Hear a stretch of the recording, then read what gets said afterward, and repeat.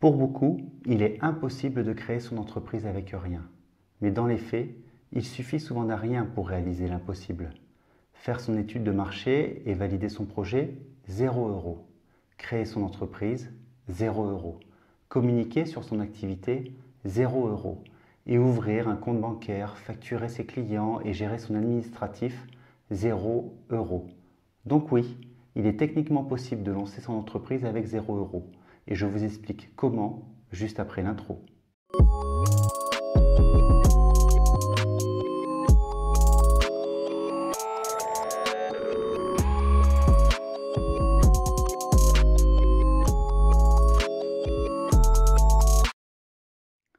Bonjour à tous et bienvenue au cabinet. Je suis Jérôme Petit, expert comptable. Sur cette chaîne, on parle de gestion d'entreprise d'un point de vue pratique et accessible. L'idée est de développer et de vulgariser chaque mois un thème qui peut intéresser le monde de l'entreprise. Et ce mois-ci, je vous explique comment créer son entreprise sans dépenser le moindre euro. Pour trouver ce thème, je ne suis pas allé bien loin. Mon épouse démarre actuellement ses démarches pour lancer son activité de décoratrice d'intérieur et nous nous sommes rendus compte qu'elle n'avait besoin de rien pour arriver à tout. Alors, j'exagère un peu lorsque je vous dis qu'elle n'avait besoin de rien. Quelle que soit votre activité, il vous faudra au minimum un ordinateur et une connexion Internet. Mais si vous êtes ici, il y a des chances que vous ayez déjà les deux. Avant toute chose, et avant de vous lancer, pour éviter tout risque, il faut commencer par valider son projet. Car lorsque l'on ne souhaite pas dépenser d'argent pour lancer son activité, on ne peut pas se permettre de se planter. Le prévisionnel, ou business plan dans le vocabulaire entrepreneurial, est l'outil indispensable pour mettre au point votre projet. L'idée est de synthétiser vos recettes et vos charges, mois par mois sur 2 ou 3 ans, pour vous permettre d'avoir un aperçu précis de l'activité que vous allez développer et également de la manière dont vous allez générer des bénéfices et donc votre rémunération. Et si vous n'avez pas d'argent, l'objectif est de faire en sorte que votre projet d'entreprise soit rentable dès son lancement afin de tendre vers un équilibre financier entre les entrées et les sorties de trésorerie. C'est ce que l'on appelle souvent la capacité d'autofinancement. Au niveau du projet de mon épouse, 2 questions se sont posées lorsqu'elle a souhaité créer son activité. Quels seront ses prix et quel sera son volume d'activité? Et c'est tout à fait normal, tout créateur d'entreprise se pose toujours ces questions.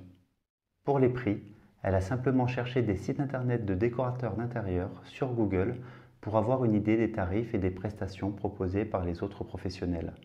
Ensuite, elle a synthétisé l'ensemble des résultats et a adapté ses prix au marché local, c'est-à-dire au pouvoir d'achat des gens qui habitent dans notre ville et aux alentours. Une fois qu'elle avait déterminé ses prix, elle a fait une étude de marché pour valider son projet, les besoins réels des potentiels clients et les tarifs définitifs. Elle a créé un sondage sur Google Forms d'une dizaine de questions et l'a partagé sur les réseaux. Si vous souhaitez voir son sondage, je vous ai mis le lien dans la description. Chaque commune possède dorénavant un ou plusieurs groupes Facebook.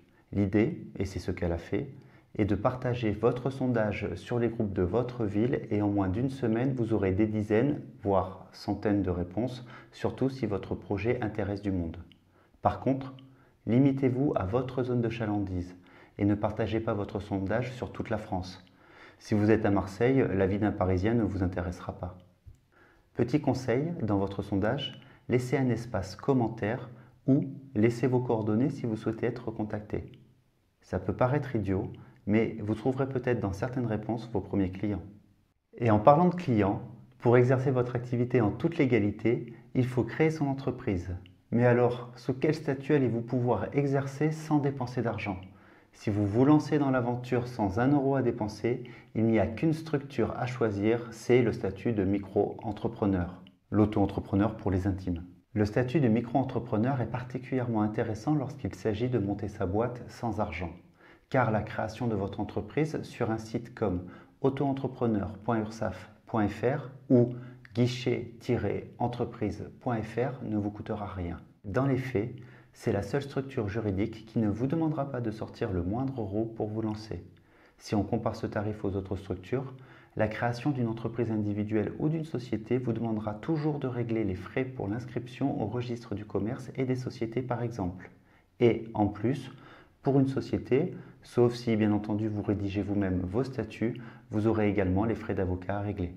Vous avez validé votre projet, vous savez sous quelle structure vous allez pouvoir exercer, Mais pour vous lancer, vous aurez peut-être besoin de faire des investissements. Il faut donc penser à leur financement. Vous le remarquerez sûrement en faisant votre prévisionnel.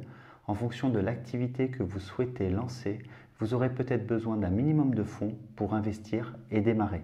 Malheureusement, les établissements bancaires n'étant pas philanthropes, elles sont généralement très frileuses à l'idée d'accorder des prêts professionnels sans un apport préalable du porteur de projet. Et encore moins lorsqu'il se lance en micro-entrepreneur. Heureusement, l'emprunt n'est pas la seule source de financement qui existe. Donc, si vous avez besoin de quelques centaines, voire milliers d'euros pour lancer votre projet, vous pouvez vous tourner vers ce que l'on appelle les sources alternatives de financement. Alors, on n'y pense pas souvent, mais commencez par prospecter du côté de la love money. Alors non, ça n'a rien d'illégal. Ce sont simplement les dons et les prêts qui pourraient vous être accordés par vos proches.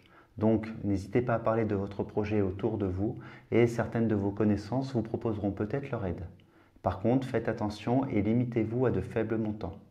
Car l'argent peut être source de querelles dans certaines familles et, comme dit le dicton, les bons comptes font les bons amis. Autre source alternative et à la mode actuellement, ce sont les financements participatifs.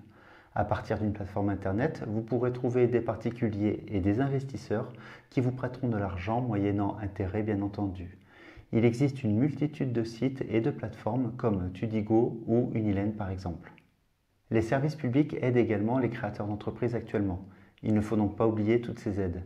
Pour commencer, renseignez-vous à votre mairie, surtout si vous êtes dans une petite ville ou un village. L'installation d'un commerce est souvent une opportunité pour eux et ils vous aideront sûrement à vous installer ou à trouver des subventions. Et en complément, si vous bénéficiez du Pôle emploi, pensez à l'allocation chômage d'aide au retour à l'emploi ou à l'aide à la reprise ou à la création d'entreprise. Le premier vous permettra de continuer à bénéficier de Pôle emploi tout en démarrant votre activité et la seconde vous permettra de bénéficier d'un capital de départ correspondant à 45% de vos droits. Par contre, les deux ne sont pas cumulables, c'est soit l'ARE, soit l'ARS. Une fois le statut validé, vous êtes enfin prêt à lancer votre activité. Mais pour trouver des clients, il va falloir communiquer un minimum. Et pour se faire connaître, rien ne vaut la publicité. C'est un enjeu majeur pour lancer correctement son activité. Malheureusement, les méthodes dites traditionnelles coûtent cher. La publicité dans un journal est rarement gratuite. La création de flyers génère des frais d'impression et n'est pas très écologique. Et souvent, les groupes de chefs d'entreprise réclament des cotisations annuelles. Heureusement, vous avez la communication digitale. Sur le web, il existe de nombreux canaux de communication gratuits, mais il faudra en utiliser principalement 3 pour vous lancer: les sites internet, les réseaux sociaux et les intermédiaires en commerce. Petit intermède en parlant de gratuit, vous abonner à cette chaîne ne vous coûtera rien non plus. Donc si vous êtes intéressé par la gestion d'entreprise, n'hésitez pas à cliquer sur le bouton s'abonner et à activer la cloche de notification. Pour en revenir à la communication digitale, beaucoup de personnes vous diront qu'un site internet ne vous apportera aucun client. Et au départ, ils auront raison. Alors, pourquoi vous conseiller de créer un site vitrine? Simplement parce que votre site pourra être un atout concurrentiel et surtout un facilitateur dans la prise de décision d'un client. Aujourd'hui, on utilise Internet et je dirais même plus Google pour tout. Pour rechercher un professionnel, mais également pour valider la recommandation d'un ami. Et dans un premier temps, en fait, votre site internet vous servira surtout pour ce second point. Je m'explique. Pour simplifier, Google a un algorithme qui classe les résultats en fonction des mots recherchés et du nombre de clics sur les différents résultats. Au départ, votre site internet sera obligatoirement mal référencé et vous risquez de ne pas être sur la première page de résultats du moteur de recherche lorsque l'on tapera l'activité et la ville recherchée. Les gens étant feignants, ils vont rarement aller plus loin que les premiers résultats et donc votre site ne sera pas trouvé par les nouveaux clients. Par contre, la recherche Google est devenue un réflexe et je suis certain que si je vous parlais d'un professionnel, vous irez presque automatiquement faire une recherche sur Google pour trouver des avis ou le site internet. Et c'est pour cette recherche spécifique que vous devez créer un site, pour conforter les prospects. Faire un site internet, ça a un prix. Avoir une adresse spécifique du type nom de l'entreprise.com ou .fr, ce que l'on appelle le nom de domaine, ça coûte également de l'argent. Par contre, il existe des dizaines de sites qui vous proposent de créer facilement et gratuitement un site internet. Vous pourrez par exemple passer par Webnode, Wix, Weebly ou Jimdo. Par contre, lorsque le produit est gratuit, en règle générale, c'est que c'est vous le produit. Il y aura donc dans la majorité des cas de la publicité sur votre site. Pour faire plus professionnel, après quelques mois d'activité, lorsque vous aurez bien démarré, n'hésitez pas à passer à une version payante, sans publicité et avec votre propre nom de domaine. En parallèle, pensez également à créer une page professionnelle sur les réseaux sociaux. Les réseaux sociaux seront plutôt un espace d'échange avec vos clients, mais ensuite, le partage de vos publications par vos abonnés pourra vous permettre de trouver de nouveaux clients. Vous devez donc choisir votre réseau en fonction de la typologie de vos clients. Personnellement, je dirais qu'il faut au minimum un compte Facebook et en complément, si vous y voyez l'intérêt, un compte Instagram ou un compte LinkedIn. Petit conseil gratuit, n'utilisez pas votre page personnelle pour communiquer sur les réseaux.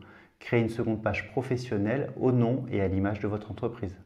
Enfin, pour de nombreuses activités, il existe des intermédiaires en commerce sur Internet. Tout le monde connaît Uber pour les VTC ou Airbnb pour les logements, mais il existe tout un tas de plateformes pour tout un tas d'activités. Lorsque l'on n'a pas d'argent pour démarrer et surtout lorsque l'on n'est pas connu, il peut être intéressant d'utiliser ces plateformes pour trouver ses premiers clients. Comme elles fonctionnent principalement par le biais de commissions, vous ne payerez que si vous avez de nouveaux clients. Clients qui par la suite pourra passer directement pour d'autres activités ou vous recommander. Donc non, l'ubérisation n'a pas que des points négatifs. Ça y est, vous y êtes. Vous avez trouvé vos premiers clients, maintenant les problèmes commencent, vous devez gérer votre entreprise. Et gérer une entreprise, c'est quoi? C'est principalement établir des devis, des factures, suivre les règlements, trouver les fournisseurs, payer les factures, respecter les obligations administratives. Pour simplifier, c'est un second travail à temps plein. Pour vos devis et vos factures, je vous conseille de passer par un logiciel spécifique. Ça vous permettra facilement de faire des devis, de les transformer en factures lorsqu'ils seront validés et de suivre vos clients. Pour faire tout ça, je vous conseille d'utiliser des sites gratuits comme facture.net, Coliris ou Henri. Autre point important, avoir un compte bancaire. Dans 99% des cas, les comptes professionnels sont payants. Heureusement, la loi autorise les micro-entrepreneurs à utiliser un compte particulier pour leur entreprise. Il faudra bien ouvrir un second compte bancaire pour la gestion de son activité, mais heureusement, de nombreuses banques offrent la possibilité d'ouvrir un compte particulier sans frais. Il y a juste deux limites à ce principe.